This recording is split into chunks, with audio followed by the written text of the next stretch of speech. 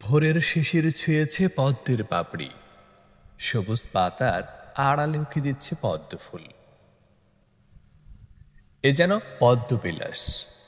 পাশাপাশি দুটি ফুল ফুটে আছে আর একটি কলি আছে ফোটার অপেক্ষায়। এমনভাবে যদি পদ্ম ফুল ফুটে থাকে যে কাউকেই মুগ্ধ করতে বাধ্য। পদ্ম ফুলের এমন সৌন্দর্য আমাকে ভীষণ রকম মুগ্ধ করে, আর সেই সাথে তো মৌমাছিকেও আকর্ষণ করে। তাই তো মৌমাছি ছুটে চলে এসেছে পদ্মবিলাসে আর মধু সংগ্রহে ব্যস্ত।